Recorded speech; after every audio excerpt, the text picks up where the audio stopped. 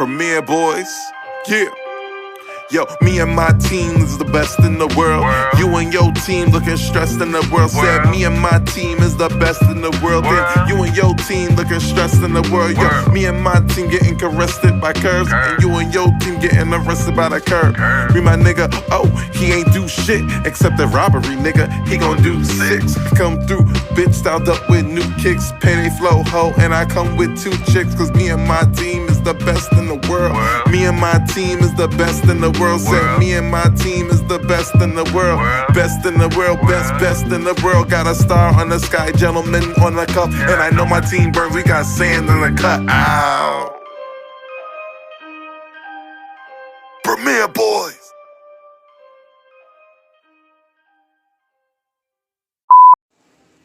This is Jim Uriah Starr, and you are listening to Premier Boyz Podcast. Hello, everybody. This is your boy Ken, aka MrGentleman. And what's going on? This is Aaron Stans. This is the star Roddy Rob. Long live the chief. They call me Malimal. And this episode you're about to listen to could be very offensive. Also, you might want to wear a pair of headphones while listening to this episode, as it is not safe for work. Today's episodes include discussions on sensitive topics that may evoke strong emotion. So therefore, discretion is advised. Thank you and enjoy this episode.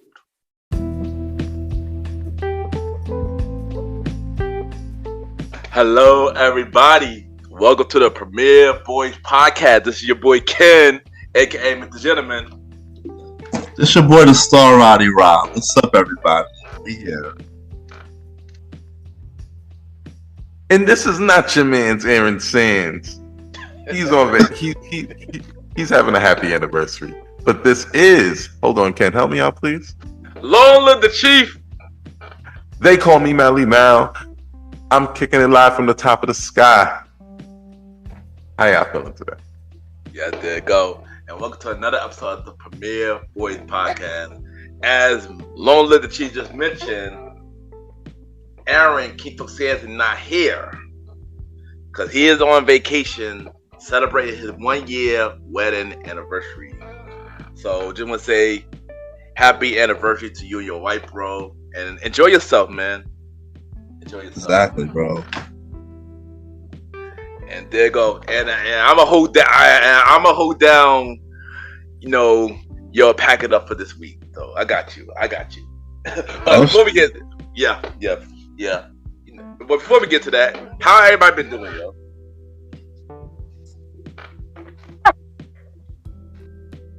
We doing unbelievable over here.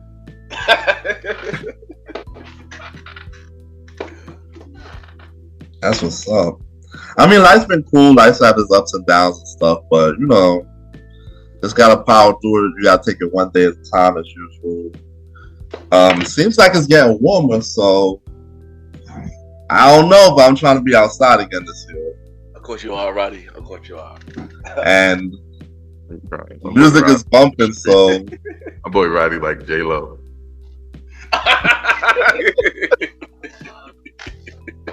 If you see me dancing with shades at your nearby events, outside events, you already know what's going down all over New York City. That boy doing the tour. There you go. Hey, as for me, I've been doing good. This past Friday, was my birthday, and I just turned 37 years old. So yeah, happy birthday to me. There you go. And yeah, just happy to see another year and life. Just there you go. So yeah. I gotta start it. I'm sorry. This little one turns 1 soon. And she yes. Hmm? Yes, be here for it. She's about to turn 1. Yes. I'm fired up for that.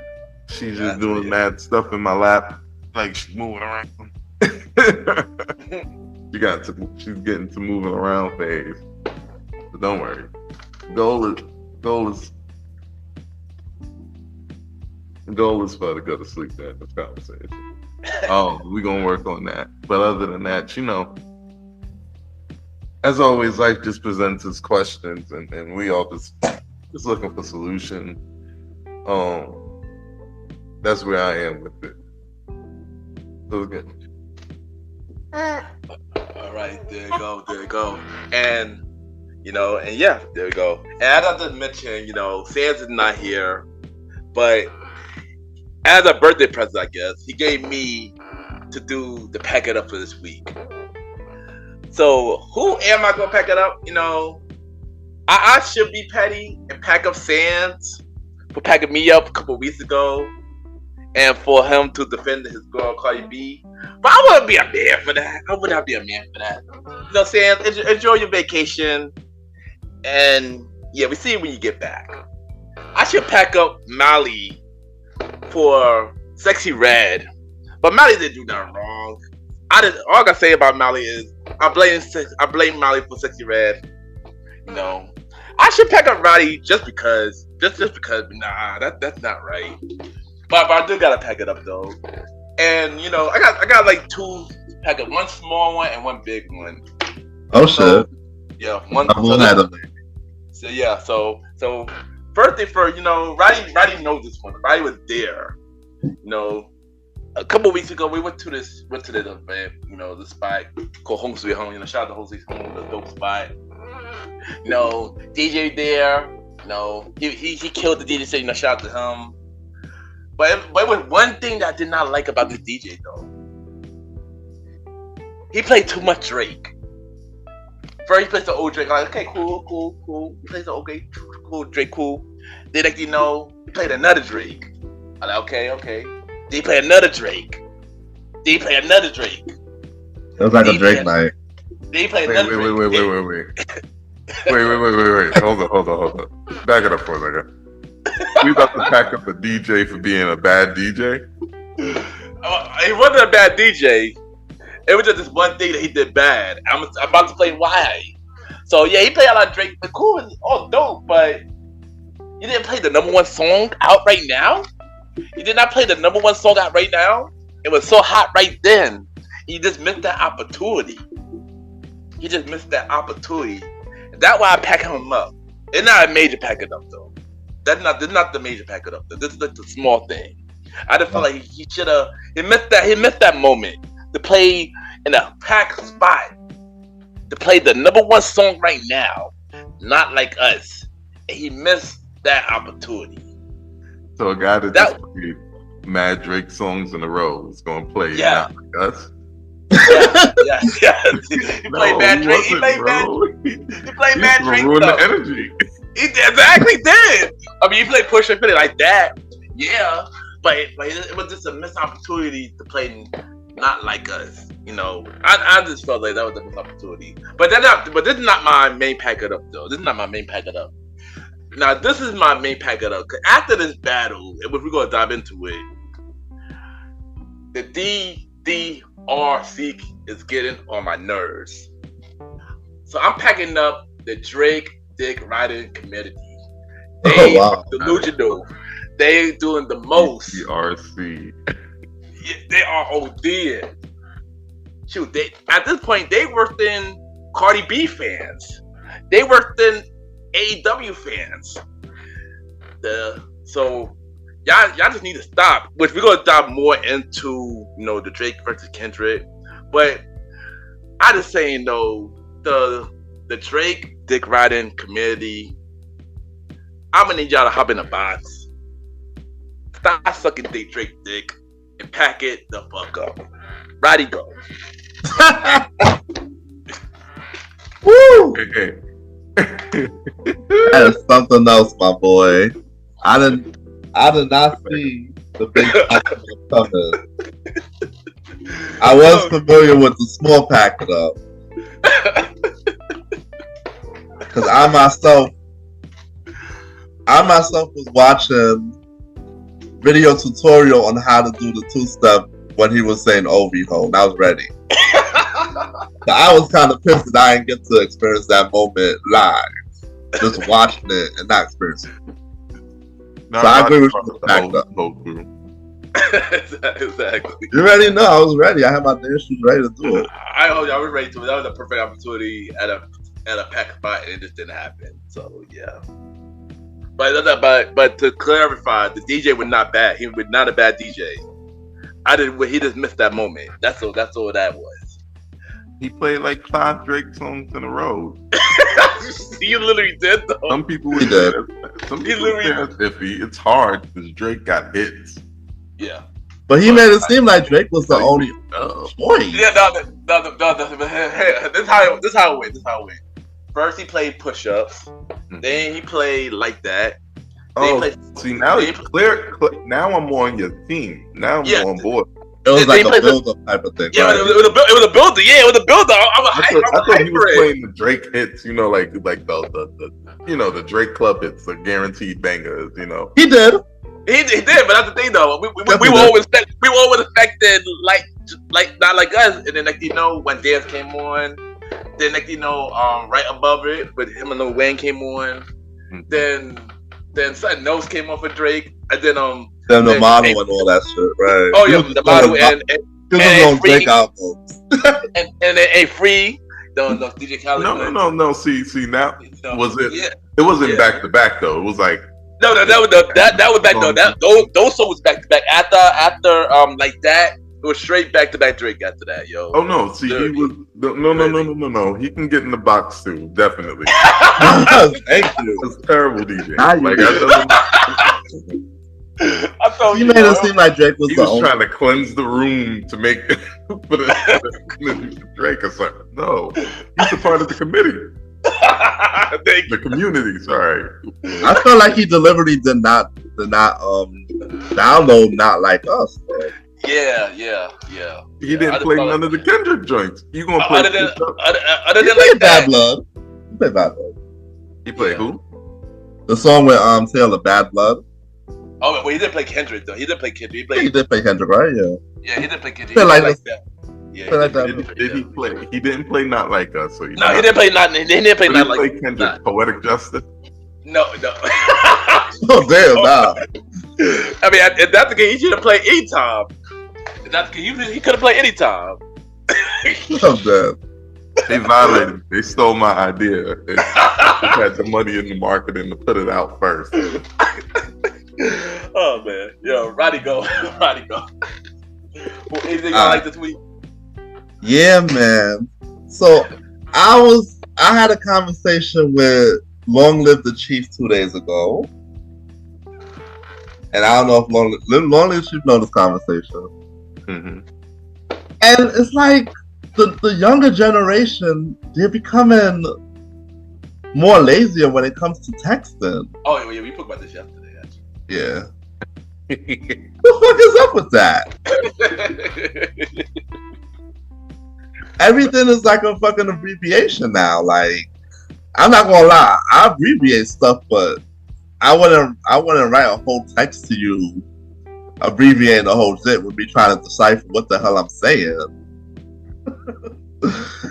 And it's like, yo, is this the world we come to? Like, is this what the attention span of the new generation is? Like, don't write out words, just write out abbreviations and emojis, bro, and possibly send a meme. Come on, been doing that forever. Nah, but he only got text. Boy, BBM straight face. Started making the emojis. Bro, this ain't new. But it's like I'm not so used to texting people. I mean, we write text, but we do say LMAO at the end. That's we're not writing. It's us. I think Roddy. I think know what Roddy implied. He mean like say they don't complete the words. Say like for example, joy. They would spell it JY. I had a shorty text me sorry with SRY. I'm like, how am I supposed to write sorry? oh, like for example, like I mean, we've been doing it for a while. The Weeknd, without the E, how the Weeknd spell his name? I thought that was stylistic though. Yeah, but the Weeknd. I mean, you get where I'm coming from. Like they're not like they're basically abbreviating everything to the point where like if you're not up on the lingo, you're not gonna know what the other person's saying. That's what I'm saying. They like spelling sex about they like spelling sex about the E. I'm pretty sure they do that too. No, they just put XXX. Come on, we out there. But they don't even put that, bro. They just send the emojis, whatever they want at the time, either the eggplant or the peach. Yeah. Some water, the little watermark. Yeah. Have y'all ever tried that to get something? It worked. Try what? Just sending emojis. Yeah. Eggplant, watermarks. Yeah. I did. I ain't gonna hold it. Feel weird doing that. I ain't gonna hold you. But it takes more time. I know that we're older. In these streets. I know we're older, but it takes more time for me to decipher these texts than reading it. And that's what I don't like this week. Like, why am I fucking going online to figure out what these acronyms mean? Nah, I get it. No, right, I get it. And I ain't gonna hold you. They did had a new list of words. What the new generation is saying with the acronym, like really recently. I forgot what it said. It was pretty recent.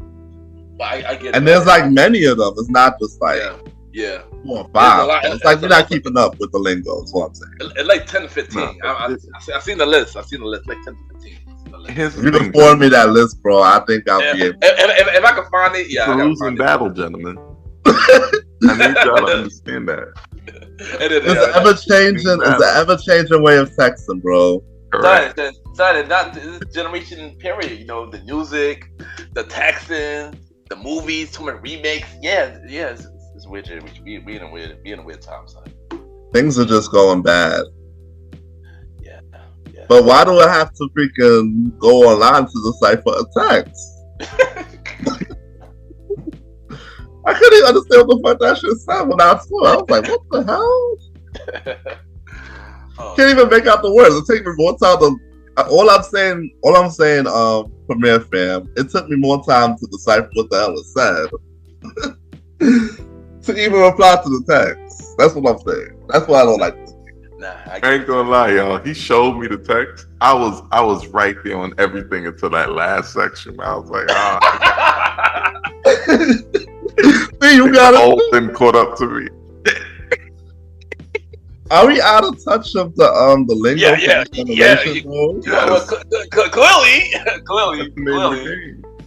Clearly, we really are. So, come on. I mean, we all except for Mali, all over 35, over 35. So yeah, we are definitely out the game. I'm glad I still got cousins in their 20s, but damn. Now listen to me. The only way to be up on the lingo right now without you gotta have, like you said, some young cousins or some crap like that. I got some nieces, they talk to me crazy and I don't be knowing what they be saying some days. And then I got subjected to 2 years of drill music every day. I believe that. I gotta know what that shit means, because sometimes that shit really means something. I was not in the right neighborhood for that.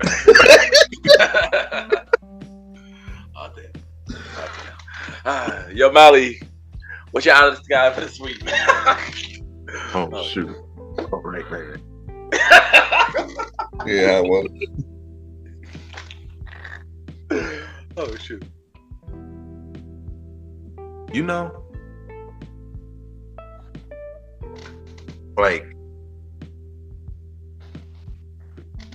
I've been doing a lot of thinking about stuff, y'all. And I've been telling y'all I've been moving and just going more in the direction spiritually and everything like that. My out of the sky for this week is I heard a Bible verse. It was 1 Thessalonians. I was listening to it during a sermon. I'm not a preacher. I am not preaching to nobody right now. But the passage went, test everything. right? Examine everything. And it's like, I've been trying to figure out how to implement that into my life. And then I kind of can understand that it's discernment, right? Now I kind of like two things are happening to me at the same time in recent times, right? It's one, I'm coming to a place of higher discernment. Two, coming from a place now I'm learning the things that I might have messed up because of the low discernment, right?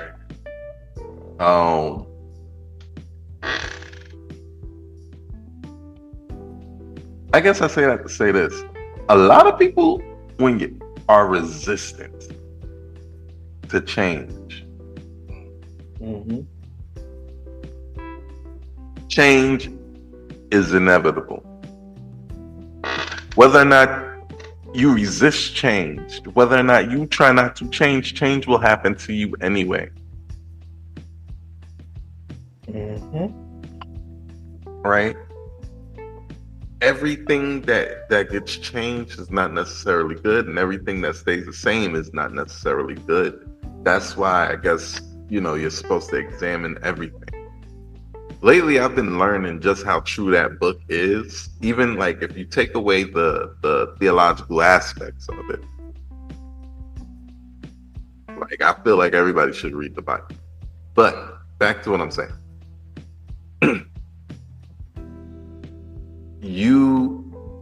The process of testing everything sometimes mean that you can't have the thing you want today.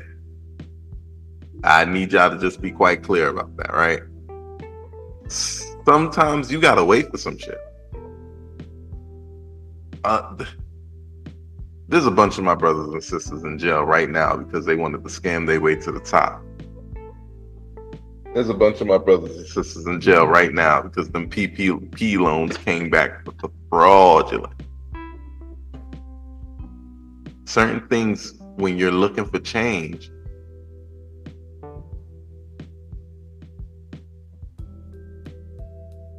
let me put it this way, because I'm losing myself. You can't force change. You can react to, you can flow with change. You can do that, or you can constantly be working on yourself so that you can deal with any change that comes outside of yourself. Right? I said a lot of things, and I don't know if that came through clear, but I want you to test yourself, test the things around you,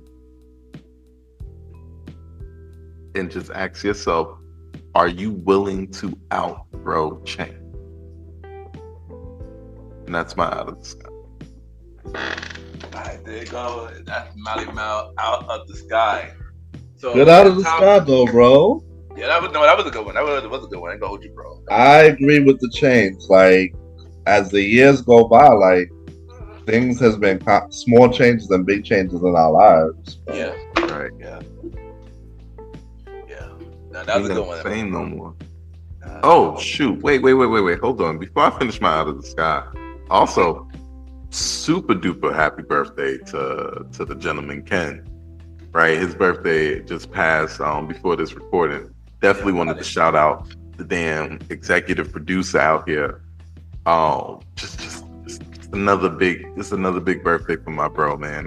I think we've done seen about 20 of these for you together. That's a fact. That's a fact, yeah. That's a beautiful number. We got to start celebrating how many birthdays we see with each other before we, start mourning the funeral. You only get one funeral and celebrate these birthdays. Yeah, that's another fact, and I appreciate it. Thank you, bros. I appreciate it, man. I appreciate it. And now it's time for this. So now it's officially my time for this week with the gentleman review of the week. And my review of the week is going to be a good one. It's going to be a good one. I finally got to finish this whole show. I had to backtrack on this original before I get to watch this one. And what am I talking about right now is one of the best shows that I've seen this year. X-Men 97. Oh, really? X-Men 97, yes. Is that good? Wait, hold on. X-Men 97, son. So I'm about to check it out. So how I feel about X-Men 97? Jeez, fucking Louise. Animation is beautiful. The storyline is beautiful. The characters that you know, they follow up back from the original, leading into it. And one thing that I would say, I like the original X-Men show that was on Fox Kids back in the day. But what's different between this one and 97 is it was no fillers. The original had a lot of fillers. I had to rewatch the original before I watched X-Men 97, and the original had a lot of fillers. And they basically treated it like Dragon Ball Z Kai. Yeah, they were straight to the point, son. Straight to the point. Like each episode, honestly, was basically a cliffhanger moment, son. Each episode was a cliffhanger moment. It would have you at the edge of your seat, especially episode 5. I'm not gonna say nothing about the show. I can't spoil it. I wish y'all to watch it, but just know that shout out to the writers, stuff like that, did a major job. I'm upset that they fired the main guy who wrote it due to him having an OnlyFans, because X-Men is Marvel under Disney. I understand it, but y'all need to hire that man back. I'm sorry, because without him, I don't think this show will be the way it is. And yeah, season 1 just ended. They already knew for season 2 and season 3. So yeah, X-Men 97. But here's one thing though. Before you watch 97, you gotta go back and watch the original, because at the last episode, the original, it leads right into 97. So that's all I'll say about that.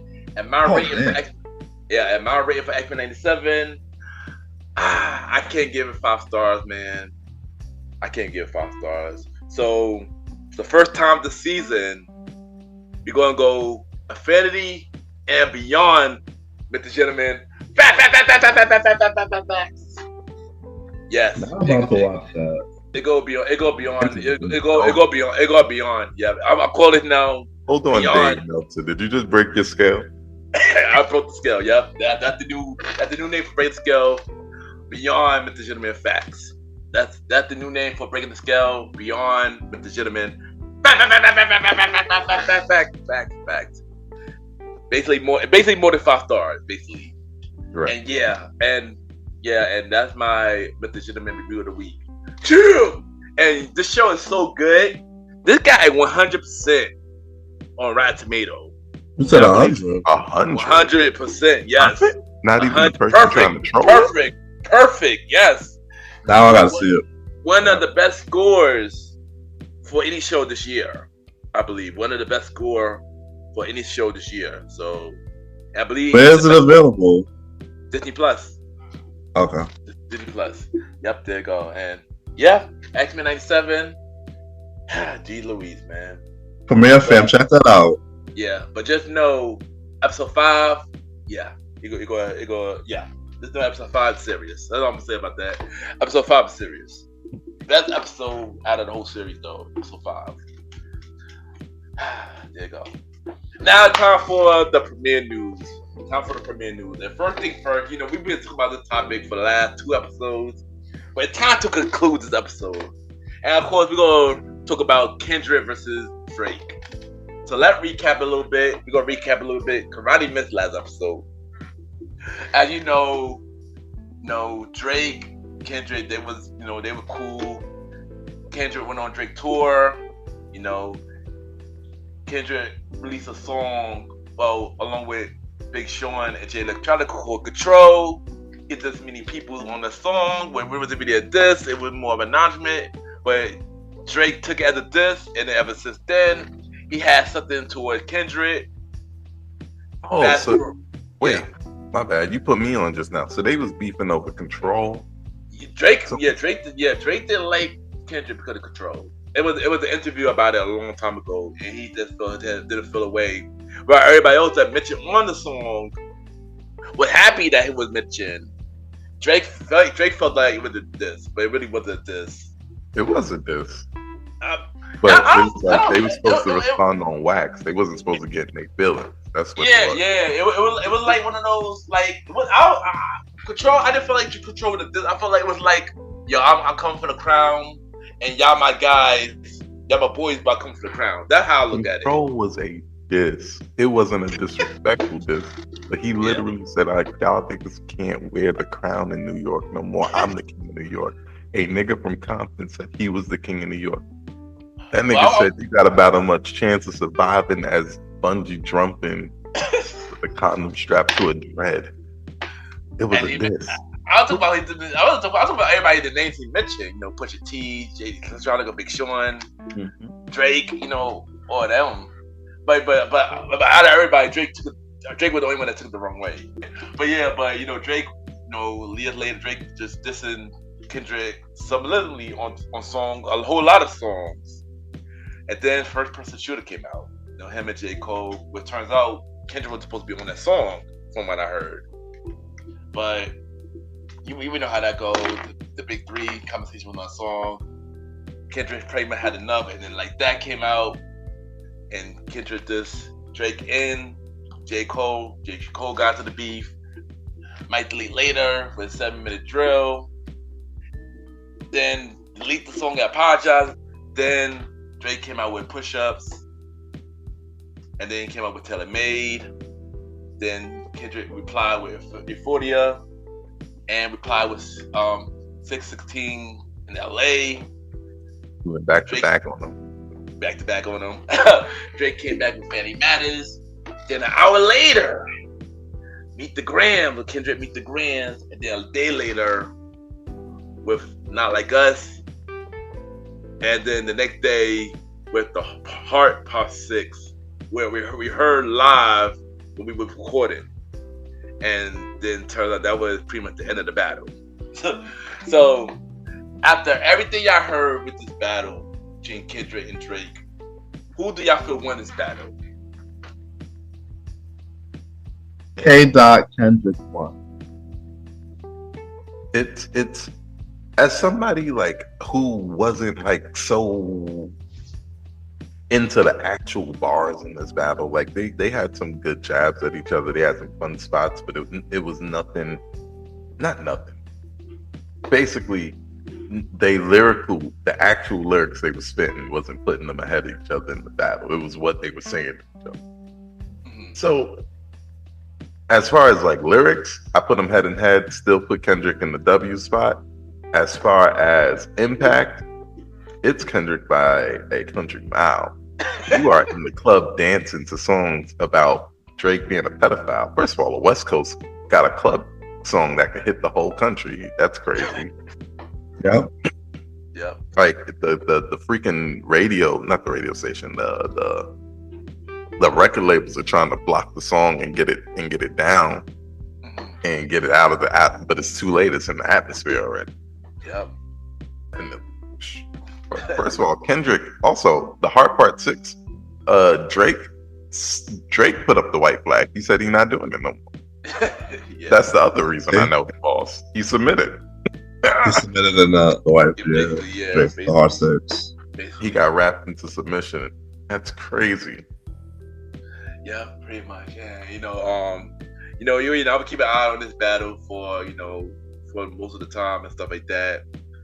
I mean, I ain't gonna hold you. Drake could have won if Kendrick did not put out Meet the Grams.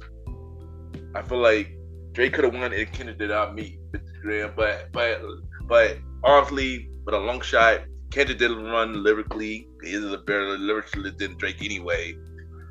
And honestly, after Meet the Grams, it put Kendrick ahead. That really made him win the battle. And plus, Drake did wave the right flag, so yeah, and stuff like that. Meet the Grams was definitely pivotal. Yeah, it was. 16 in LA wasn't. It was sharper than a lot of the other songs, but it wasn't. Yeah. Boom, but Meet the Grams, especially coming out. Grams was because Family Matters was looking like the hit. Yeah, exactly. That was saying that it was a possibility that Drake could have won with Family Matters. Even I probably didn't like Family Matters like that. I didn't like that though. But in the battle sense though, he could have won with that though. If Kendrick didn't, I think I don't think the Cook the Grand song was dope, but I think it was how he did it. He put it out an hour later. That's what really did it. He put it an hour later. He poured water on the whole track that Drake had. He poured water exactly. on the bucket. Exactly. Like it's like you play basketball and you're about to dunk, and out of nowhere you see Shaq slapping like, get out of here. That would be the gram. That would be the gram, basically. That would be the gram. And then literally the next day he drop a hit. Randomly he drop a hit. That's one, bro. All of us on Twitter is like, again? that literally trending. That was literally number one trending. Again. Literally. And the song was just a hit, honestly. Not like us, it was really a hit. So hell, it's the number one song in the country right now. Maybe it might be the number one song of the summer. It might be the number one song. I believe it will be. Could be people in the club, one. Certified lover boy, certified pedophile. Now the A minus part goes hard. Yeah, and also A minor. The song broke a lot of records already. With only 12 days, it already certified platinum. The only rap song to go platinum this year. Crazy. The only rap song to go platinum this year.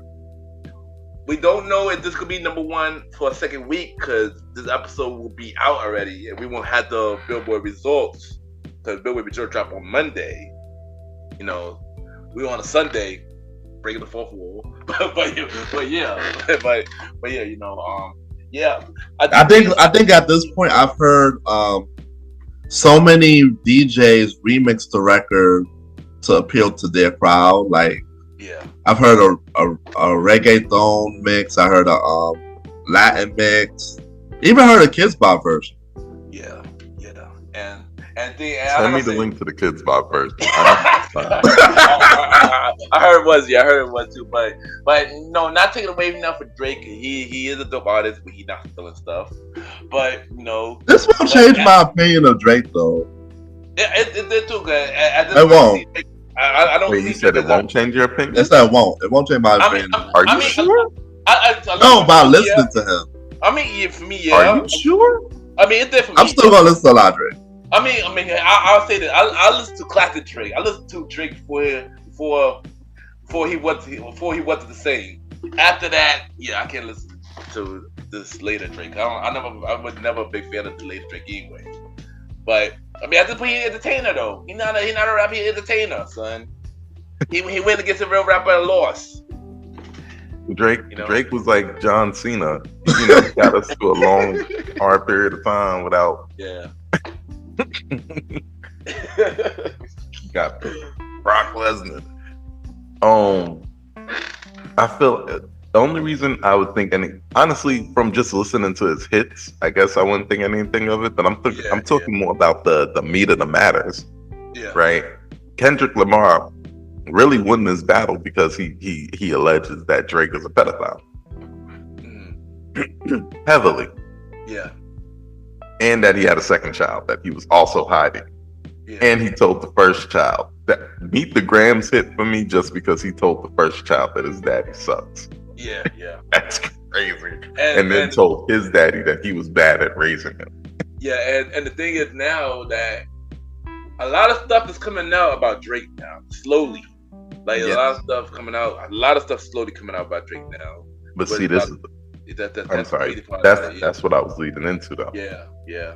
Like that's the thing that would change my profile on it. Like if it really do come out, I mean, because he's been doing some shifty thing, like when it comes to just younger women. Yeah. You know, and he's in early 20s. As long as everybody, 18, 19 and up in your early 20s, what you gonna say about it? But like, when you get now he in his late 30s. Yeah, exactly. You don't need no more 19-year-old friends, bro. Yeah. We seen this happen. We seen how this plays out for him. Yeah, and also don't forget his boy. Don't forget his boy who was part of the Drake Dick Riding community. Academic. Oh, you talking about Academic? DJ Academic. Last episode I told him fuck Academic last episode. And I'm gonna say it again, fuck Academics. You know, you about to get a case, boy. You about to get a case, boy. Yeah, I forgot something with him came up too of the same vein. Yeah. That way him came up too. Yeah, so way him came up too.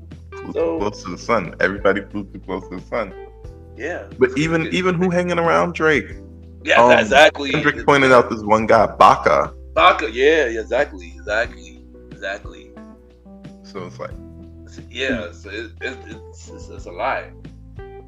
And also, true. Drake did point out about Kendrick was beating his wife, but the thing about it was a past interview on the Breakfast Club that he spoke about that before. He confirmed that didn't happen. And on the Breakfast Club, is you able to look at that up? Look up Kendrick, I believe 2015 at the Breakfast Club.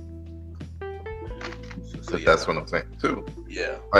The thing about Drake stuff, like some of this stuff can be founded. Drake does hang out with a dude named Baka that got a case. Yeah, exactly. Yeah. Right? Yeah. So like Drake has all these videos out. Everything he was saying about Kendrick was hearsay. He hung on the Whitney thing. Yeah, exactly. He hung on that tight. He almost was right, but he might not be. Like he don't have enough. He don't got enough evidence. But right. Yeah, evidence for that. And there's a lot more stuff going on with this Kendrick thing too. You know, now you hear about the secret account, the Prince Ebony account on X that exposing Drake and other stuff too. There's more stuff I had in my head just now that I was about to mention. I forgot what it was. I'm upset that I forgot what it was. But yeah, so there's a lot of stuff. Yeah, that was the account that had they had all of the evidence from the picture from what was that? Meet the Grams. Meet the Gram. Yeah, man. But even after all that, Kendrick, I believe, is coming out with a new album from what I'm hearing. I don't know when it's coming out, but also after all this, Drake do come out with music, and apparently he's saying, "I got a new song coming in summer." Yeah, he need to up that like the summer. Like he need to be the summer like 2 weeks from now. Drop some new stuff and try to just overwhelm the airwaves. Like I gotta see if the song is gonna hit. To be honest, I need Drake to take a long vacation. So I need Drake to take a 2-year vacation. Just reevaluate yourself, son. Damn. Yeah, he does. He already think of his thing. Drake been consistent for the last 3 years, son. Literally came up with 4 albums for the last 3 years. Honestly, never mind. Her Loss, For All the Dogs, For All the Dogs, Scary Time. I feel like there's one more. But yeah, he been consistent for the last 3 years, so he need a break. Like for real. Drake been like putting out stuff. He not putting out his own stuff. He putting out stuff he featured on the feature album and stuff like that. Yeah, but her Loss was a feature. But Honestly Never Mind was his album. That was a house music album that he came out. How long did that come out before Life Is Good? That was the Future and Him album. Oh, Future. Then he had an album with 21 Savage. Then he had an album with somebody else. Yeah. The Honestly Never Mind and Her Loss came out 2 months from each other. That was like 2022. Then remember, For All the Dogs was a year later. Remember, For All the Dogs, that Drake's latest album was like a year later. And then of course then it's rumored that he come out with an album probably this year with the new song within summer. So yeah, that's why I said Drake needs to take a break. I mean, shout out to him for being consistent though. Shout out to him for being consistent. I agree with you, but he can afford to take a break right now. He didn't. No, at this point, pedophile off his. No, I think that's the main. I think that should be the main thing. You should take a break after that, yo. That should be the main reason you should take a break. So no, sir. Please listen to me about this chess move. If somebody calls you a pedophile and you go away, guess what that makes you and everybody? Right. Make your point right here and get us dancing in the club. This next thing better have the booty shaking so that they forget, because he needs that right now. Yes, but also before I move on, yo, it was a video. Somebody posted a video about Drake song lyrics, how it's not aging now, and And these are songs for like last couple of years. It was pretty wild. I'm not gonna hold you. The lyrics now, look at it now, like Drake, yeah. What's the lyrics? I'm trying to remember, but it was something pertaining to young girl. So somewhere pertaining to a young girl, basically. It was something about I see you at a Sony's but I saw him with at an Atlanta club. It's something crazy. So I was like, what the easy? If I find a video, I'll send it to y'all. But it was something crazy, son. I was like, yeah, that's wild. This is wild. Heard. But there you go, man. There you go. So next topic. Alright, so the next two topics, it's time to get a little serious because this is some serious stuff. So so this next topic is an update on Diddy. So a video with Diddy from 2016 went public, and it showed him abusing Cassie. So I want to know have y'all seen the video and how y'all feel about it. I saw the video. It popped up on like my Apple News feed. It was like video, and when you see these things, like the video is never a video that's clear. It's always one of those kind of things, and you don't see a lot going on, right? Very short, seedy videos. They got this nigga in 4K, long periods of time, and he is doing like, and you see him just like, you see the energy he's in the whole time. He's barking on her, running up and down, yanking her down. Like he literally grabbed this grown woman as a grown man. He has daughters because this is 2016. So he already has like 3 daughters, right? If I'm not mistaken. Yeah. And he gonna run behind this grown woman's head and yank her down. Boom. Kick her all in her back like that. I don't care what y'all arguing about. She not even. I'm looking at her not fighting. Yeah. And he. I'm not gonna get ahead, but like it didn't. It brought up negative feelings in me. It hurt my feelings, if that makes any sense. Yeah. Because I hate to see that type of stuff happen. We got on this podcast. We jump on these podcasts, and I know for myself, definitely, I've spoken about like just defending men from this whole avalanche of bad men, when they're in reality, there's not bad men. A lot of people just want bad men. Yeah. However, when I see somebody actually being, a bad man, we're going to call that out. We're going to step up. Yeah. That's one of my favorite people in music history. And I watched him abuse a manipulated woman. Did you see the second video? The second video. I think I did see another video. Was it her under the covers or something? Yeah, she's under the covers. That. He's calling her names and just running her down and putting the camera on himself. Like when you're doing anything like that, you need to break that association. Period. Yeah.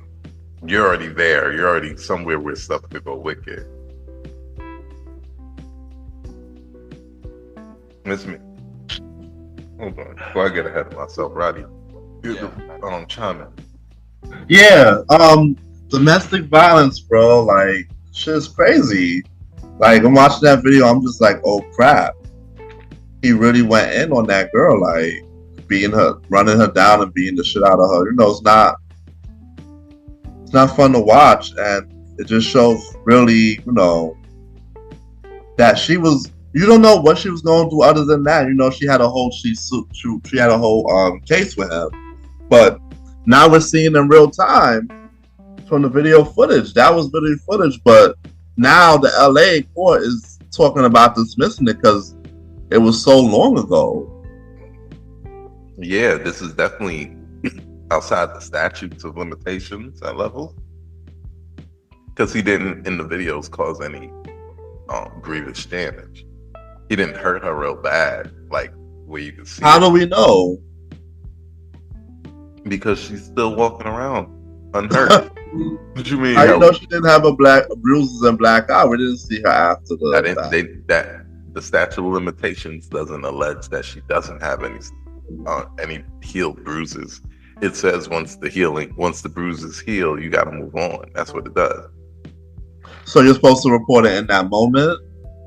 In that moment, I know with actual rape, you got 5 years. With assault, it's a little bit different because that was just a physical assault. That was a battery. But it's still like you have an amount of time to verbal abuse and your crimes because they have to gather the evidence of the crime. How do you gather the evidence of me punching you in the face 5 years ago?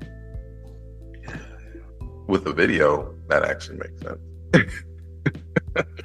You might need to go to jail. Not even 5 years ago. That was like that was 8 years ago. 8 years ago. Yeah.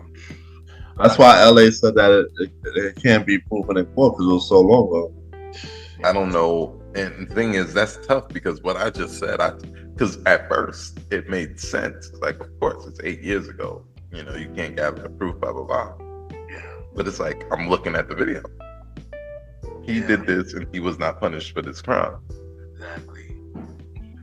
And you ain't gonna hold you. When I saw this bill, you know, kind of one of the bad part of my birthday, because this happened on my birthday. So when I seen it, it was very, very hard to watch, and it was terrible, man. You know, like nobody deserved that at all. Domestic violence is terrible, and you're right. This is a very hard topic to talk about. So, yeah, Ollie, Diddy definitely do need to go to jail after this because it's terrible, man. Because now, like you just mentioned, that they can't do this in court because it was 8 years ago. Now, he still feel like he is untouchable now. Who knows? He could continue to do this, not just the hug, not her now, but it could be somebody else now.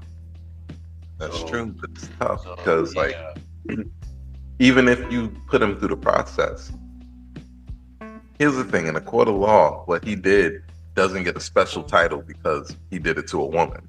Yeah. Right?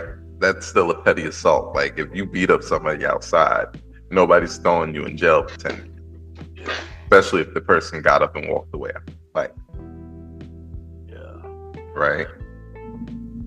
So, like, the thing, what this sentence is Diddy too, this puts Diddy in the court of public opinion. And Brother Love, it's looking brother bad. Yeah, I mean, and his bodyguard's ready to testify. He's been saying everything on the air on all the shows. Like, you talking about Gene Deal?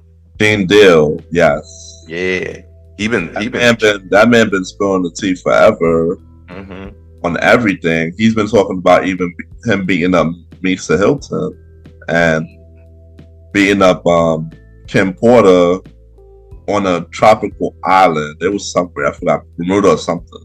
Yeah, but I don't know if this is true, but I saw something today. I believe it was today or yesterday. It was like a post. Somebody talking about, probably the same guy. He was talking about that Diddy did something to his mother. I don't know how true that is. I heard that. I like, he hit his mother or something like that. Is that true? Then that's that man deserve to go to jail. Because if you do something to your mother, then you pretty much could do something to any woman. So yeah, that's why I don't know. But when Gene Deal said that he beat up Kim, broke her nose, and sent her to hide, that was when I realized that he knows what he's doing, and he's paid, since he has money and power. He could pay to send that person away from the public eye. Like I've been saying, cover up the crime, you know? Yeah, like I've been saying. I get that. Like I've been saying the last couple episodes when we come to Diddy, yo, he's the real life Joker, and I'm not even joking about that now. It's pretty much proven that he is the real life Joker. Like it's great, you know. But my thing is, and I need us to bring this back into perspective too. Yeah. I mean, we gotta start. Maya Angelou, I'm gonna take it back to her. Maya Angelou said, when somebody tells you who they are, you gotta start believing them. Yeah. Diddy never told us Diddy spent the first 10 years of his career telling us he was not a great guy. You understand what I'm saying?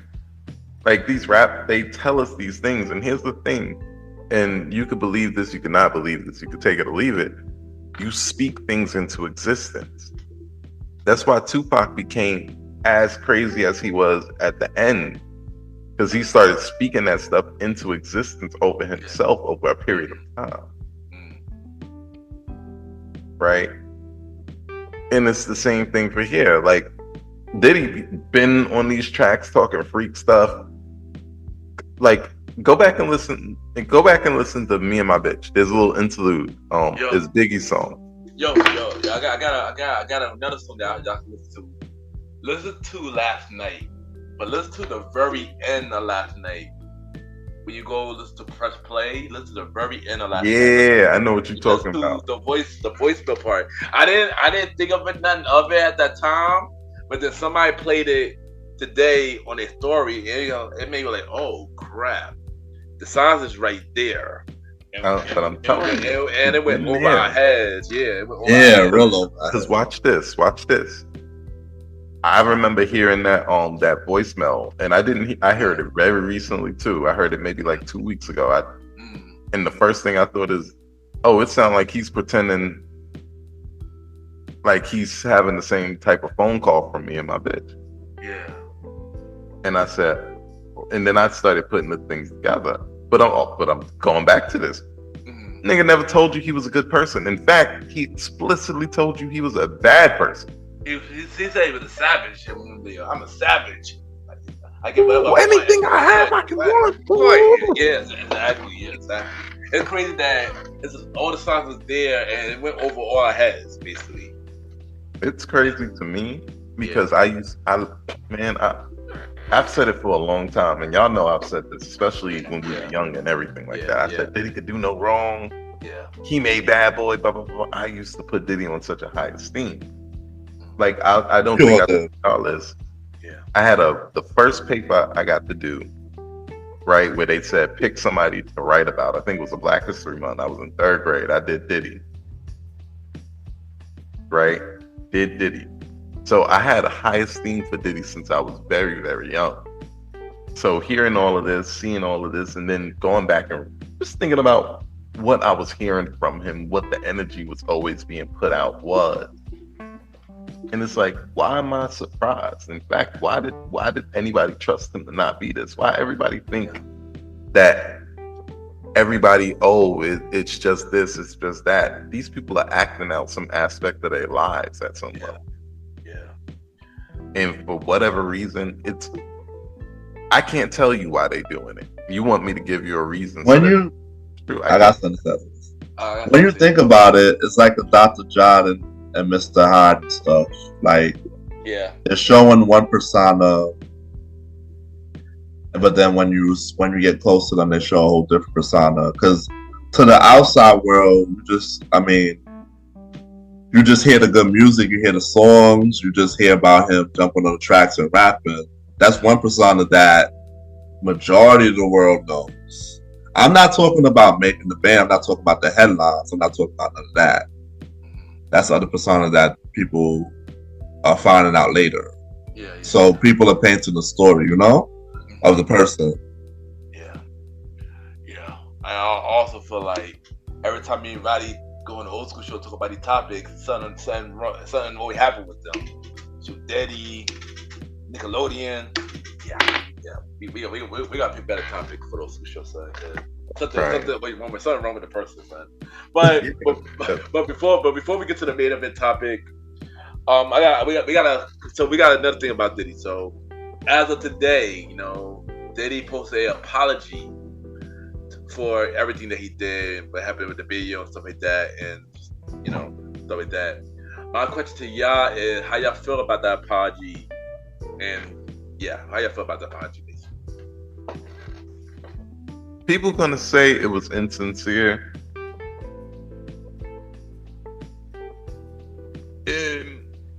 It might have been. However, he did a lot better than Derek Jackson. So, like, the narcissist level on the apology was low. I heard him taking accountability. Now, was it him taking accountability just to take accountability of it because he can't clean it up? You can't You was in 4D clarity throwing a vase at that one.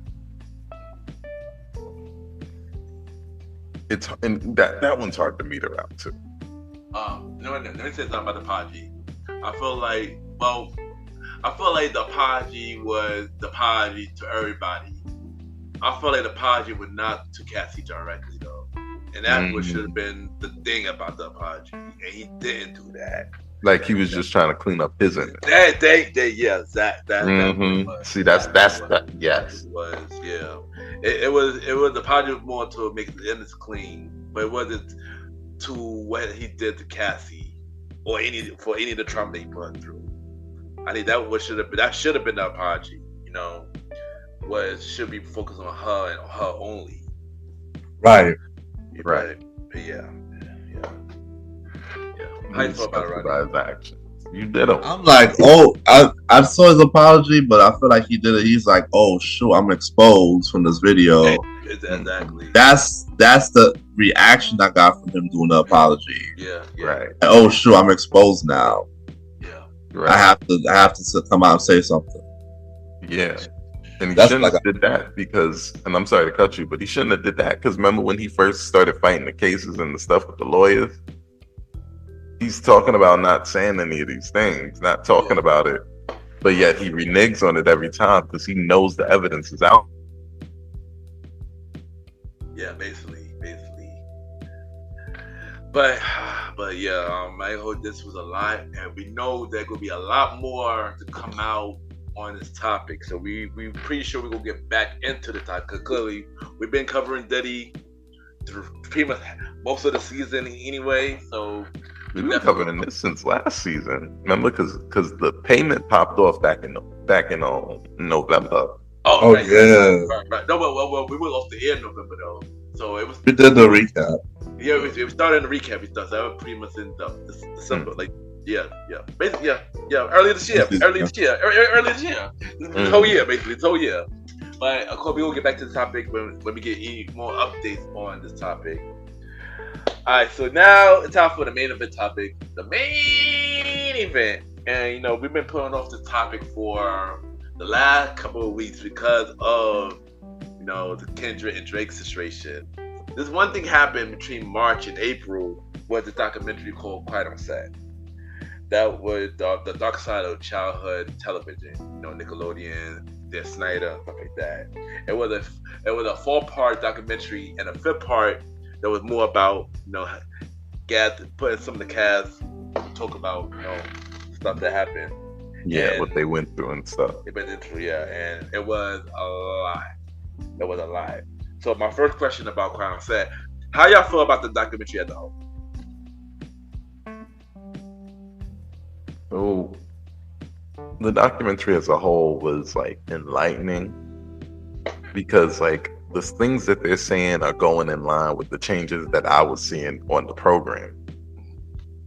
You understand what I'm saying? Yeah. So the things that went on the programming were directly informed by who's having the most power. So by the time we let it get so far that we're actively foot fetishing 12 and 15-year-old girls on 3 different shows all throughout the same channel every single week. By the time we're trying to work in cum jokes on children's television. Yeah. We done let it go too far. But and this goes to culture in these places. A lot of the culture in these places, especially in Hollywood, the toxic cultures. They're run by immature perverts who can't put money before their penises or their pride. It's just is what it is. Those environments will always be bad. Yeah. Oh, gee. But yeah, Roddy, how you feel about it? Quite upset. Man, I was disturbed. It's my childhood, man. Yo, Nickelodeon kid to the death for me. It was really hard to watch, and it was very disturbing to hear about all these things that happened, because you're just like, yo, this is really what went on behind the scenes of all these shows. Like, you're watching the show and you know one thing, and then it's like it was very sneaky the way they but it was blatant as well, because of course with the pickle, and then the costumes that they made for the guy. But it's like, when you're young, you don't look at it like that, right? Because when Nickelodeon was popping, we was all like below 10, whatever. So it was going into the teenage years, and it's like, it's crazy to see the documentary, and was like, it was a lot of moments that had my mouth open, like, oh crap, wow, can't believe that was so subtly written into the shows like that. Like, they were very sneaky, and it was a disturbing documentary to watch. It was a very hard documentary to watch, and now it's like mind-blowing, eye-opener to see what went on in children's television all these years back. And one thing I know is that it gave courage for more people to come out and tell their side of the story, to say, yes, this happened too. So that's another thing, is opening up for other people to come out and be forthcoming about their experiences. So that's what I got from it. Alright, so how I feel about it, it was hard to watch, because growing up, I always saw the good side of Nickelodeon. Even though I didn't watch it fully as a kid, other than watching with my cousin, because they had cable in my house, it was hard to see all that was going on. And I got first wind of it when we did the Nickelodeon episode back in 2021, Roddy, when we had Magna, Miss Malimal, and Marshall on the show. And Magna was the person who told me a little bit about this Night of Foot Fetish thing. I didn't know that at the time. I didn't know that at the time. I checked out a Nickelodeon after basically maybe 2000. So maybe, I wouldn't know that. I didn't. Maybe 2004. Yeah, pretty much when iCarly and stuff came on, I pretty much started watching Nickelodeon too. So I didn't know about any of that stuff. So after Magna said that, when she came on the Old School show, I started doing research, and I knew a little bit about what he was doing, but watching Crying on Set, geez Louise, it was a way more that it was a lot. It was a lot. It was through a lot to even talk about this, because it was a lot, and pretty much can't really look at these shows the same anymore. No. Now that we watch what we know now. So it was a very hard thing to watch, and it's too hard now, And I'm sorry for everybody that went through that, because terrible experience, terrible, So the thing about hold on, like can before we move on from the subject, one of the biggest things that really got to me, and I thought that we cross talk more about that. I need to know how this one thing happened, right? So the guy, the pickle boy guy, I forgot what his name was. Brian Peck. Brian Peck. Yes. Oh my God.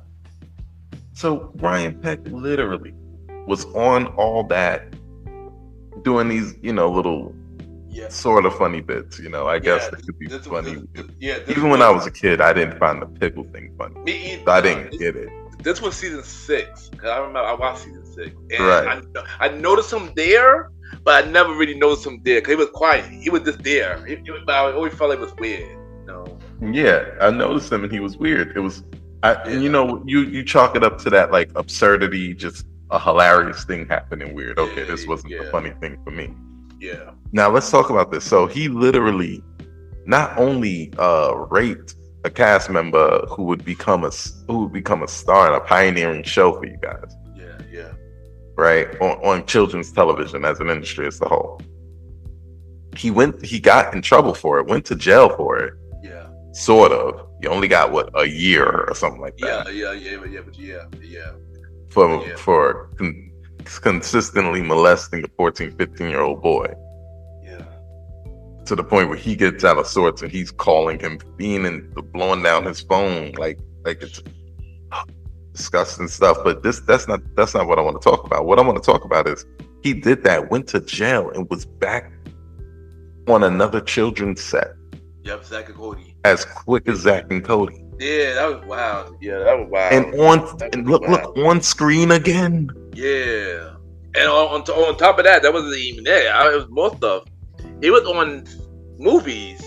He made cameos on the X-Men movie because his friend was playing. His friend, the guy who played Cyclops, got him on that movie. And the producer Brian Song, the producer of X-Men. Yeah, his connections was very Wow. Because remember he had freaking right. Yeah, you just talked about him. He had the cast of Boy Meets World in there defending him.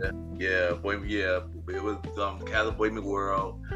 The producer Brian Song from X-Men, the dude who played Cyclops and Sonic. The Sonic movie. The Sonic movie. Yeah. A couple other people. I can't remember everybody who was on that. Who was on the list, but yeah, it was they're all in this courtroom defending the grown man who got caught violating a kid.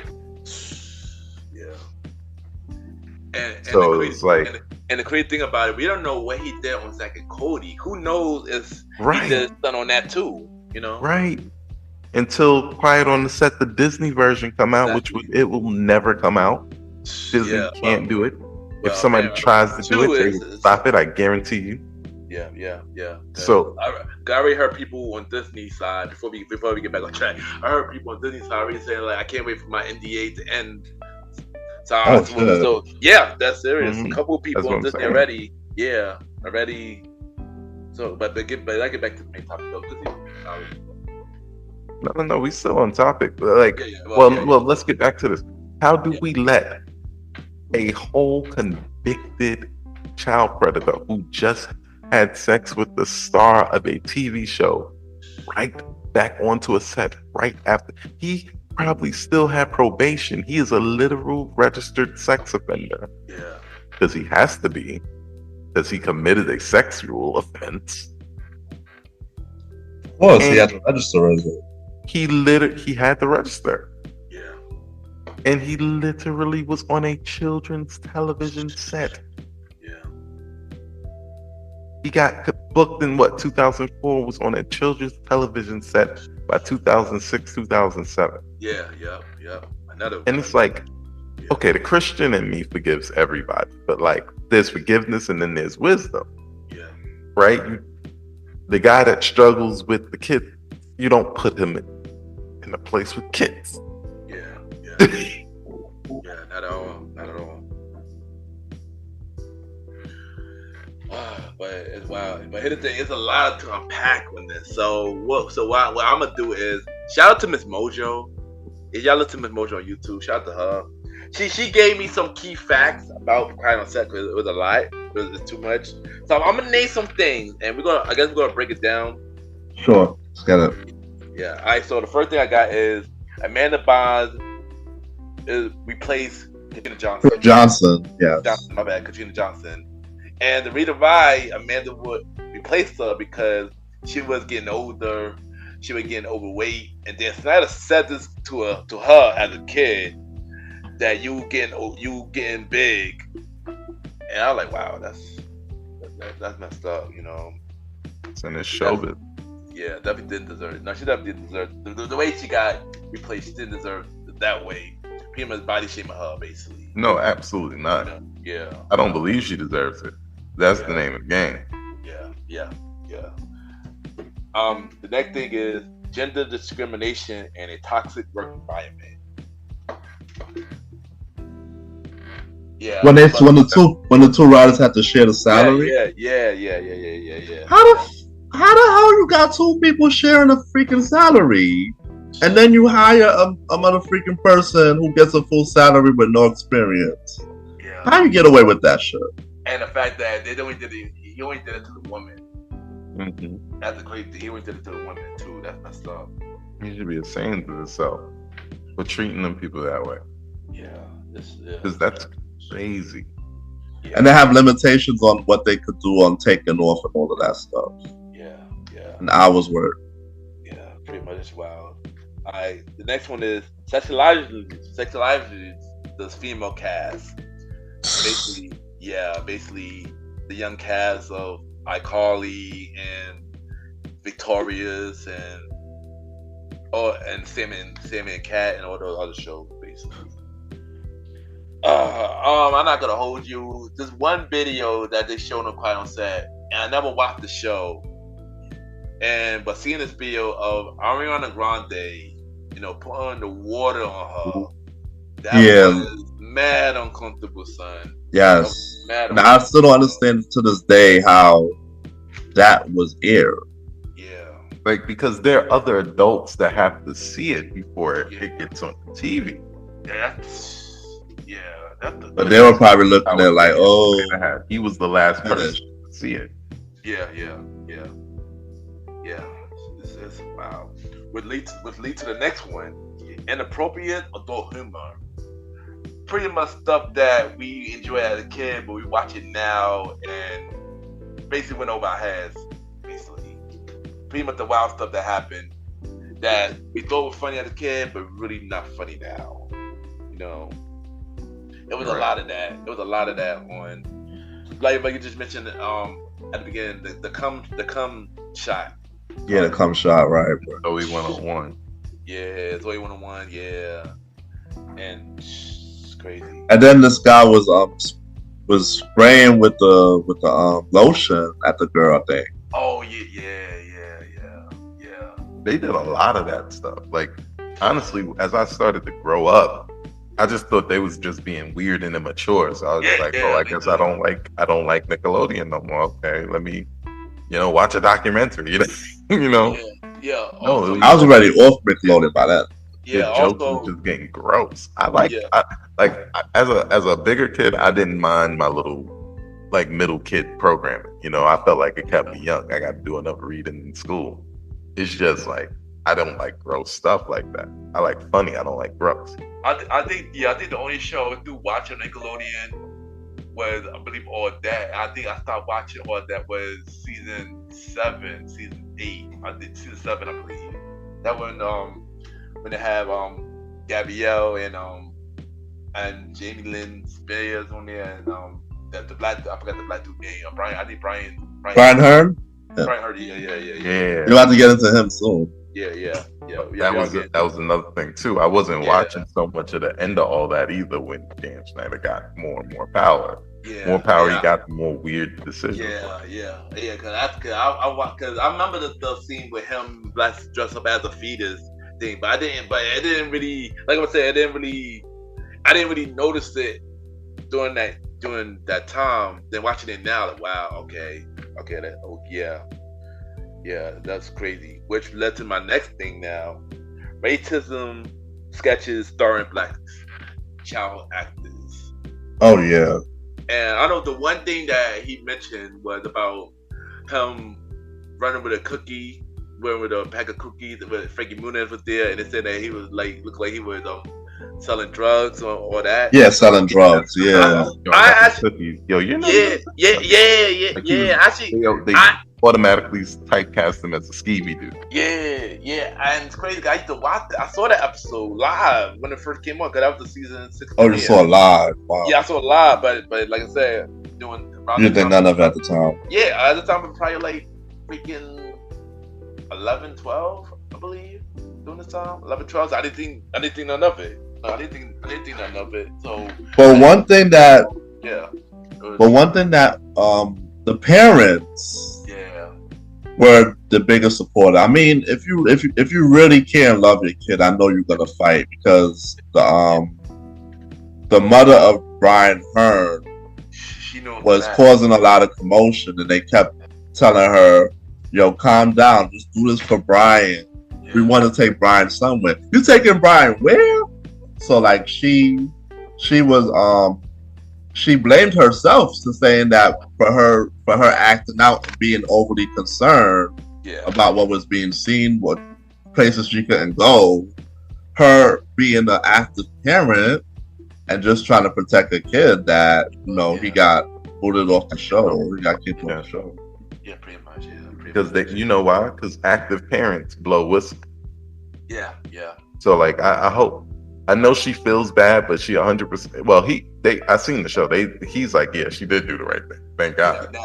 Right? Of course, he was mad in the moment. But. Yeah, of course. But during the time, they wasn't thinking of that. He was like, he has the opportunity to work, provide for his family, because child actors, they're the breadwinners.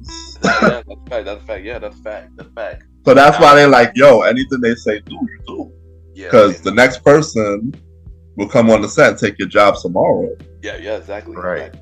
They put these kids in these highly competitive environments, and they're adults, and not realizing these kids come with adults I think somebody realizes these kids come with adults that are just as like hungry for the money. Yeah. Like the adults, they need this money too, because a lot of them are coming from poverty. So now you're putting these complex decisions in front of their face for their kid. And now they're on a tightrope of pimping out their kid. Yeah, certain decisions are a real tightrope. Yeah, and that's basically what happened too. They talked about that too. Yeah, pretty much. All right, the next one is traumatizing on air dares.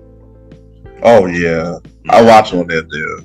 I never knew this was a thing. I never watched on air dares, but when I saw it on set, wow, yeah, that's crazy. This was already off. This was after my SNCC fade out. Like I think I was firmly in my Adult Swim, my anime on Saturdays type thing. Yeah, because I believe this probably was the same time season 6 or all that was on. I mean, I did watch the. Yeah, because they had Giovanni and Giovanni and Jason Hearns and them on there. Yeah, Brian Hearn and the other guy, Brian Hearn. The big guy. Watching it was only for Giovanni because she was gorgeous. Yeah, she was. And Jamie Lynn and Yeah. After that. Yeah. And next we got Jason Handy obligation. Another one. That's the other part. Yeah. Brian Peck was the third. Yeah. It was three. It was three of them. Mm-hmm. I can't remember who the other guy named, but it was three of them.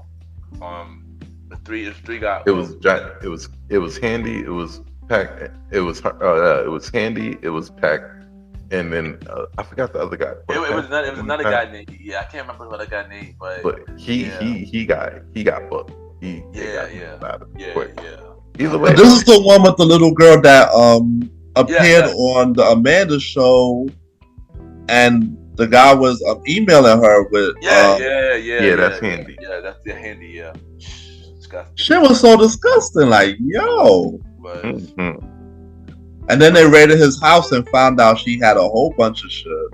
Yeah, had a diary, had a manifesto, because he couldn't help himself. And talking about, listen, I might have to go rape somebody if I have to. That's scary. Yeah. You work on a children's television show, but that's the other hard part too. A children's television show. If I don't want to sound cruel, but if I'm a pedophile, it's like a dream job. Oh, it's like a kid in the candy store, my boy. Yeah. Right. So I need us. Why wouldn't they have better screening? Yeah. It's not like pedophiles just became a thing.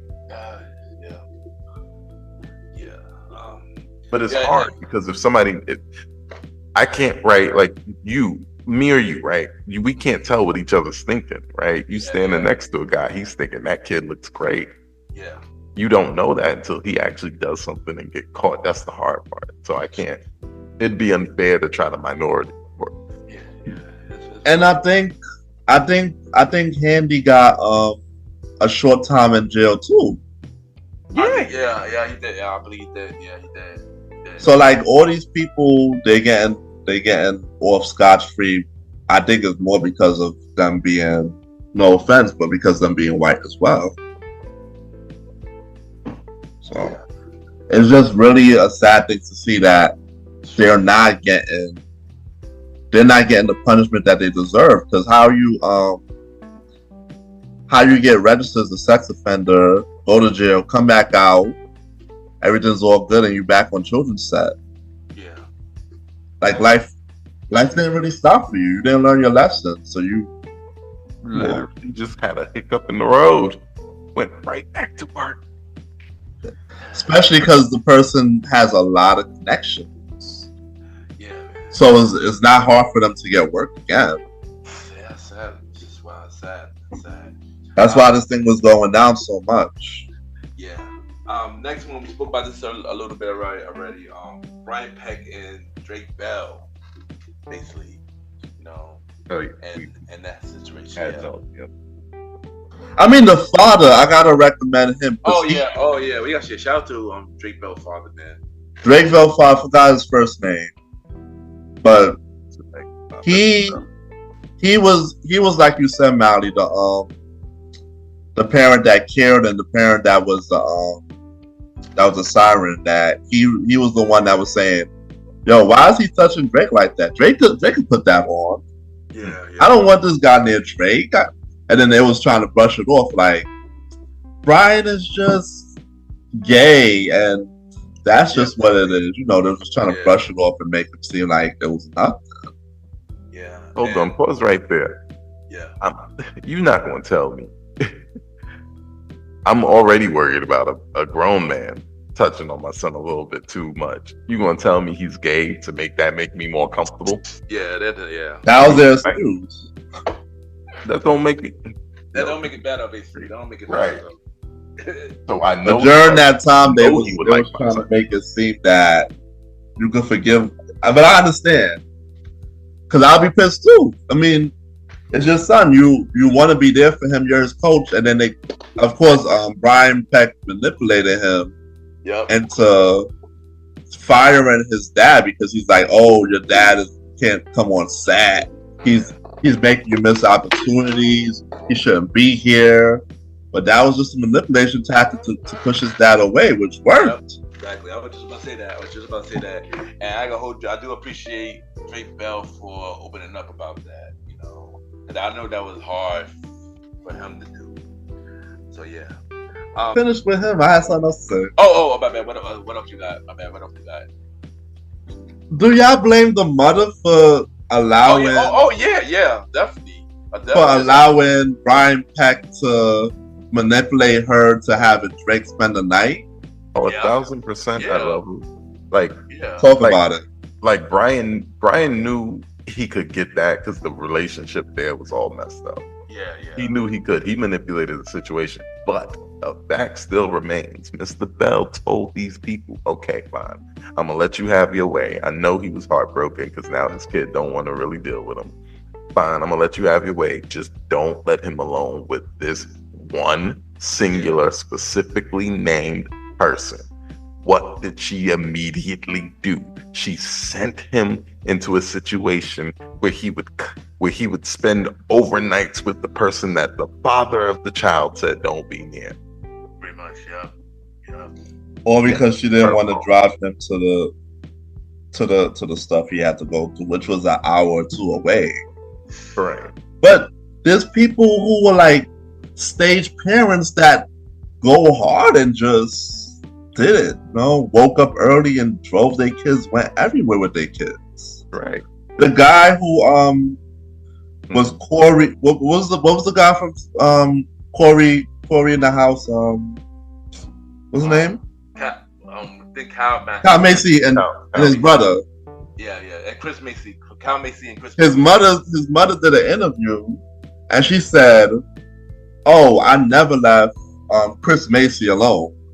I was there every time. Yeah. I've been in everything. Like it was a lot of parents. It was some parents on set. Also, I know Miranda iCarly, her parents is on set too. That's why she never really got nothing bad happen to her.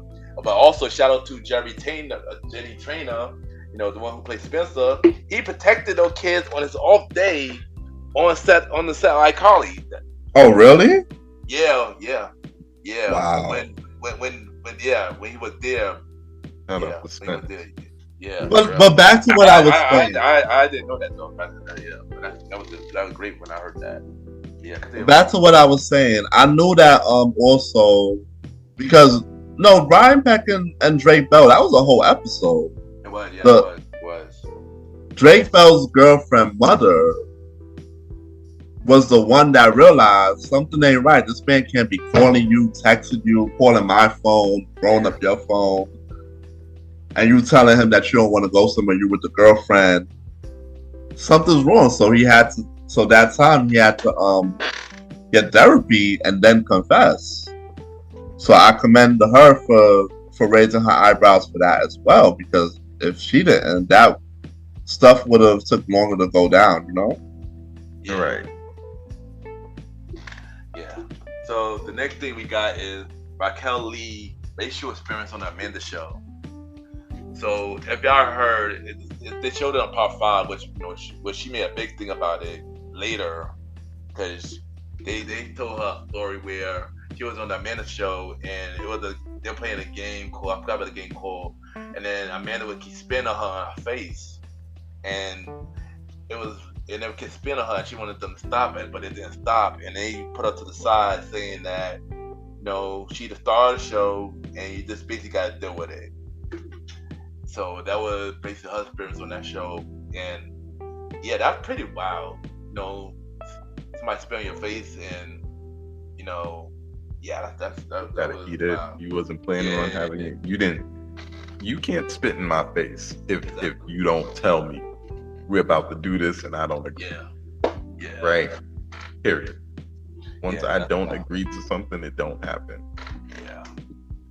Parents, man, listen. But these kids are putting wait, hold on. If you're a parent and you're putting your kids in these situations, you can't let them play you hands off. Either you got to go all in, or you gotta pull them all out. Yeah. You can't do it. Yeah. That's wild. All right. How you feel about that? No, I'm saying that was, it's wild the stuff that they have you do, because it's film, it's TV, and whatever. Yeah. There's also, Nickelodeon also slimes you and stuff as well. Yeah. And when they talked about that, they said that slime is extremely cold, is mixed with oatmeal and applesauce or something like that.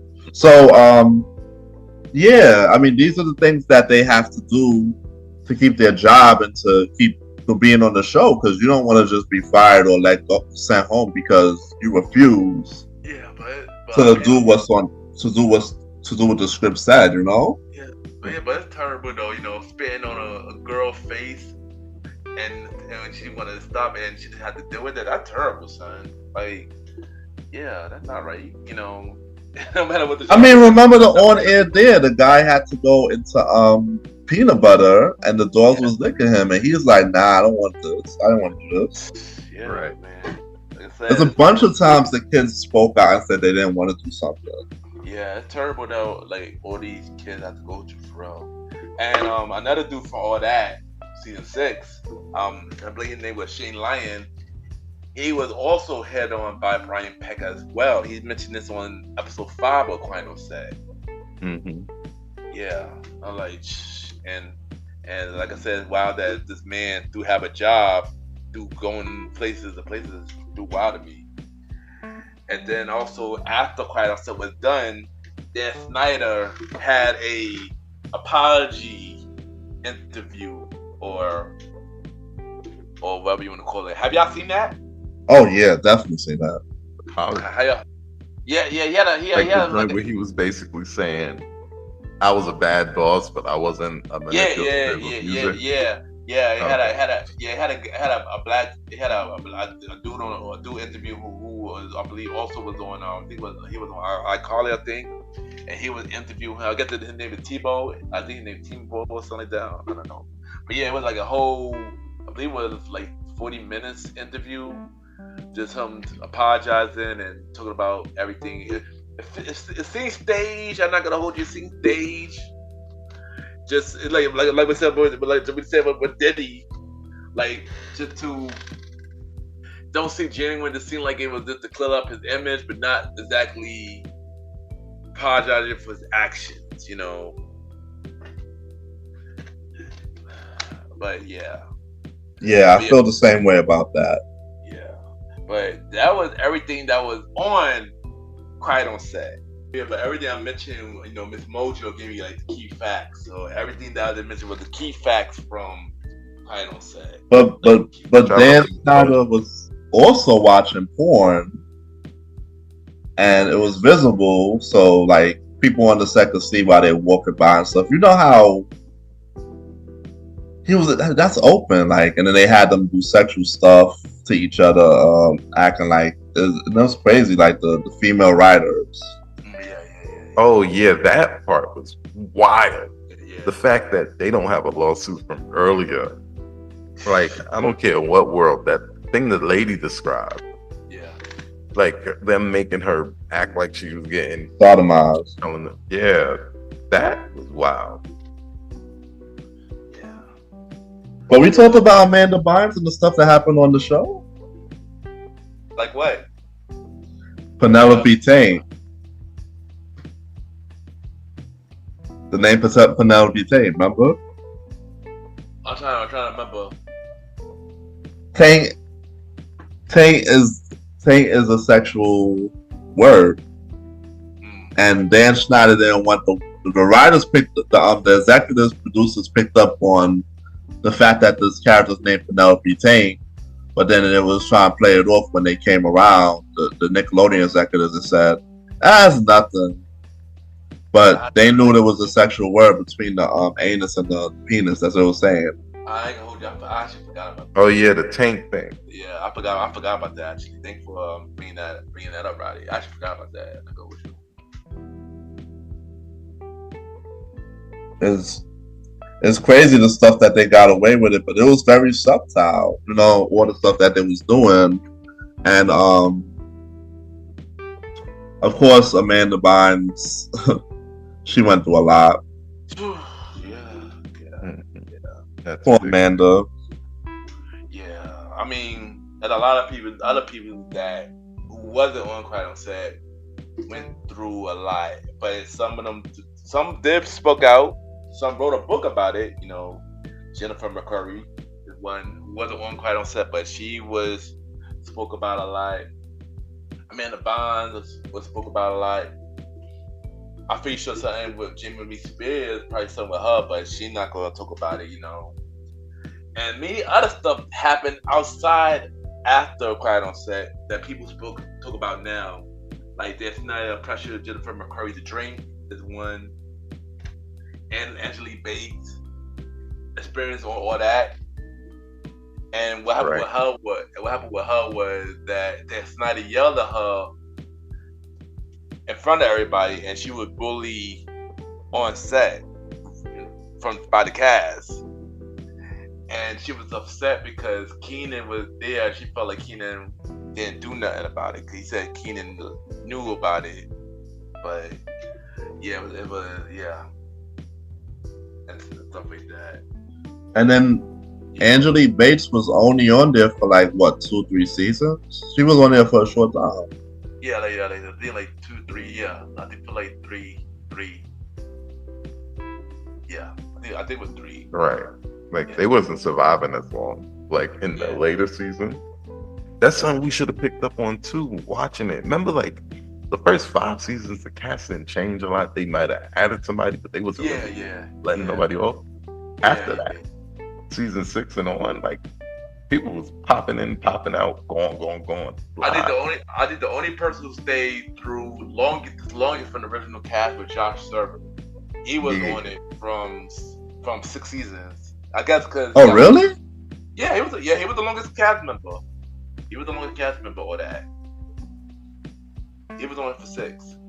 I mean, a lot of the people they just grew older and wanted to do different things as well. Yeah. Right. So you can't admit when Kel and the OG cast like Kel and Keenan and Lori Beth wanted to do different things. Yeah. Oh yeah, get into the Lori Beth thing. Oh, we get into that slowly. We get into that. We get to that. Now just say about Lori Beth. Experience with Dan Snyder, which came out recently. Do y'all know everything about it? I know I heard a few stuff about what happened with her. I believe it was you would pressure her to have phone sex with her. Yeah. What else? Oh man. Give me a Molly, do you remember about the Lori Beth situation? Everything that happened with Lori Beth? Okay. Lori Beth's allegations towards Dan Schneider were like, that was the type of stuff that like you expected to see when you really saw Quiet on Set go at him. Yeah. Right? Like that was the type of stuff. Like they didn't put that wasn't on Quiet on the Set. So she actually alleged that he had what's the word? She actually alleged that he had a very inappropriate relationship with her that blossomed into like an actual, not an actual, but you know what I mean. It blossomed into an abusive relationship. Yeah, there you go. Yeah. Right. I want to just make sure I get the quotes real quick. I'm trying to look it up, but like she oh hell, here we are. Dang, she's 48 now. Did we all just age 30 years? She was always the oldest member. Yeah, she was the oldest. She was the oldest. She was the oldest cast member. Y'all remember when she was on Steve Harvey?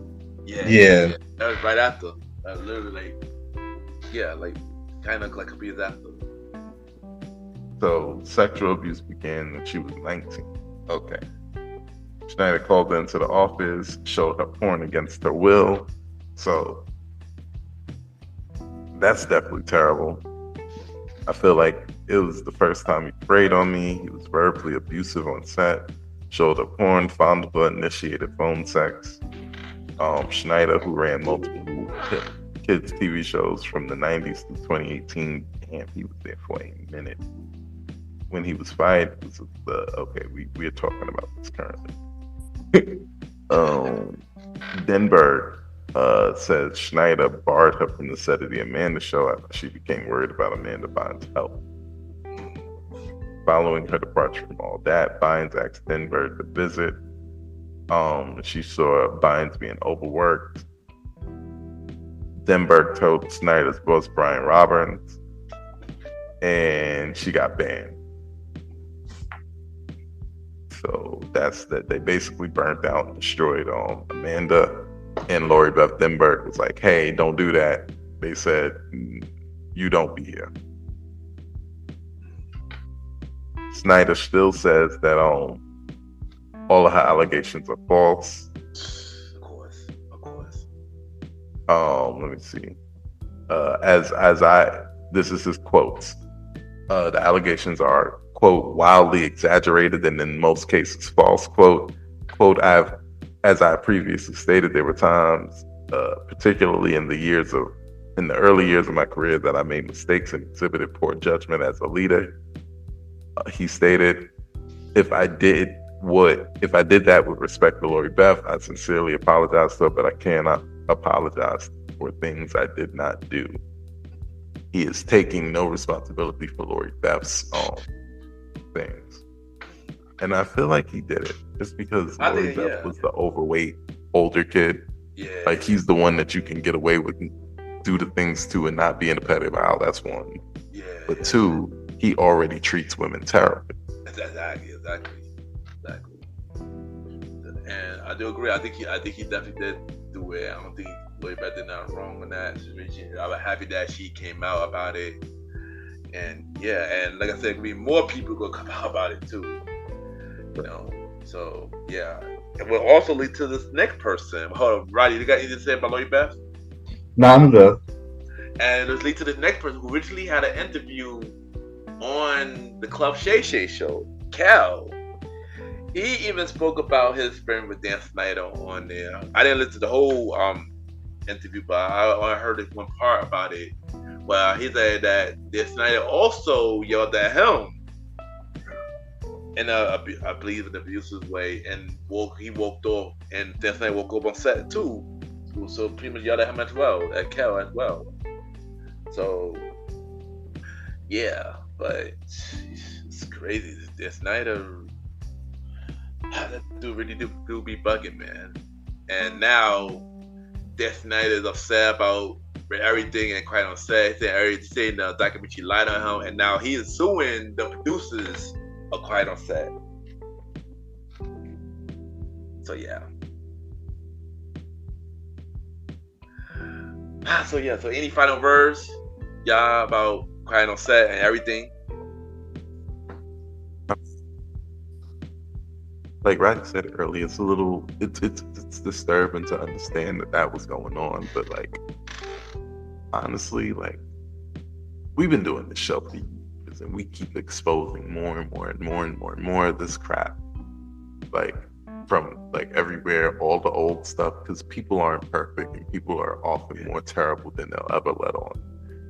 All I gotta say is I pray for the victims, families, and I hope that this is not happening to anybody else, because to give a kid the chance to have a phenomenal time and maybe bring his family out of poverty is like,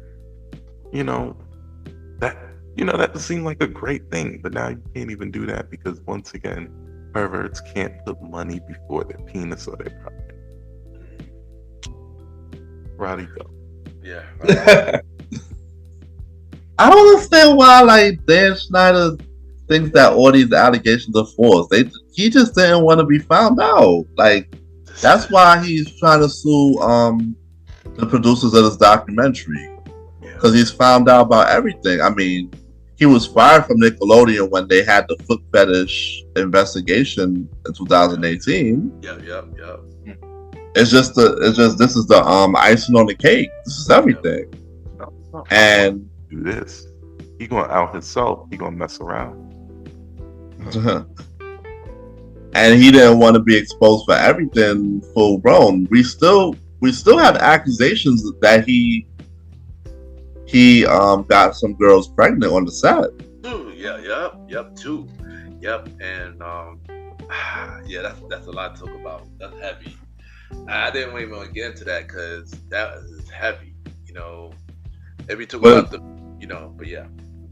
Yeah, because you can imagine that Zoe, I mean Jamie Lynn Spears, got pregnant while she was on film, but she was filming Zoe 101, and the show abruptly ended when she was found out pregnant. Yeah, and also don't forget Amanda Bynes too. It was an account with Amanda Bynes where on Twitter where it was a burning account, and she mentioned that she was pregnant, but she had an abortion. And he probably paid for that. Clearly, exactly. Clearly. Can't remember in the show he was running her down, even trying to follow her to the WB. Yeah, exactly. He did follow the WB, right? Yeah, what I like about you. Mm-hmm. Yeah. I always. And then he was him and the other guy Will Cahoon couldn't. They wasn't getting along with the stuff, so they pushed him out. So he didn't have creative control no more. Yeah. But the stuff that he was putting on the show was wow, like fetishes and everything. It is, man. And Amanda was what, 16 at the time that she was filming that? What's about what I like about you? Yeah. 16. Yeah.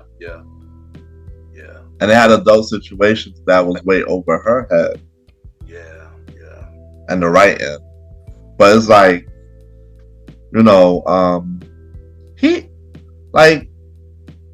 he's just mad that they put out a documentary against him, and he's mad that he got found out for all the horrendous stuff that he did. And now, of course, I can also say that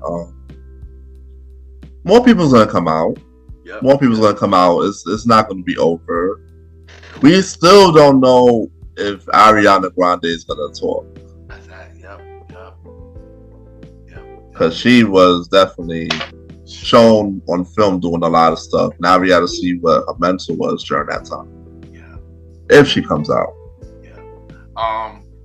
Final word, like we said, like we've been doing this show this season, and clearly the year 2024 is the year of people being exposed.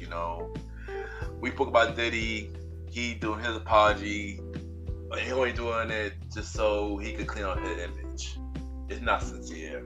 Dan Schneider is pretty much the same thing. He apologizing just to clean up his image, and it's not sincere. Now he upset and he want to sue the producers, knowing that because now he mad because the truth is out there. Yeah, I ain't gonna hold you doing this episode. Was pretty hard to talk about with the two topics we spoke about today. And like I said, I keep everybody who dealt with everything, keep us in their prayer. And we know a lot more people is going to come out and speak. And we know this is not done. Like Roddy said, Ariana Grande didn't speak out. Toya Justice said something saying, "Oh, Jadis Snyder helped my career." We know it's more than that. You had your own show. You was the only one, and you got your own show too. I'm pretty sure a lot more people going to talk out. This is definitely not the end of this topic either. So yeah, and that is this week's episode of the Premier Boy Podcast. This is your boy Ken, aka Mr. Gentleman. Follow me on IG, Ken_Mr. Gentleman. I repeat, Ken, KEN _ Mr. MR, Gentleman GENTLEMAN. Mr. Gentleman Lifestyle Podcast. Every Sunday for the main series.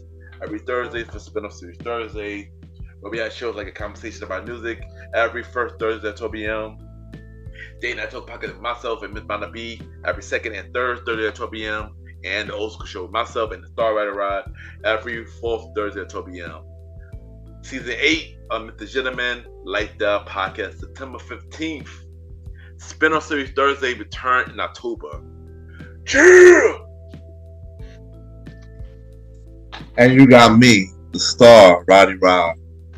And you can follow me on IG at star.timeroddy. Star Time Podcast coming back May 27th, Memorial Day Monday. Make sure you subscribe on all streaming platforms and YouTube. We back, my boys. And check out new episodes coming every Monday after that. So yeah, this is your boy Star Roddy Rod, and I'm out of here. Until next time. And this is not your man's Aaron Sands, but you can catch him on King Talk. If I'm not mistaken, King Talk always debuts on the Fridays. I usually catch it after. But catch a new episode of King Talk every Fridays once that show comes back. Once again, shout out to my boy and shout out to his bride on their first year anniversary. I'm so excited for them. I do wish them all the best. But Ken, can you help me out? Long live the chief. They call me Malimal. I'm the man with the plan, the top of the sky, and Welcome to the Trilogy will be returning soon. We are working out the King Skies. Please bear with me because ain't no way to tell my black guys that no kids. I'm still balancing everything out. So once we get everything rocking the way we rocking it, we definitely will be back up. Promise you that.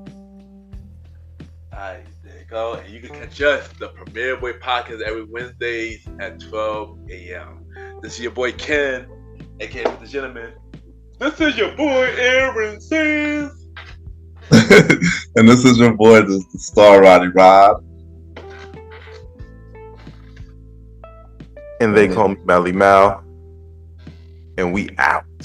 Yeah, thank you. Have a good day or night, wherever you're listening to the Premier Boys Podcast.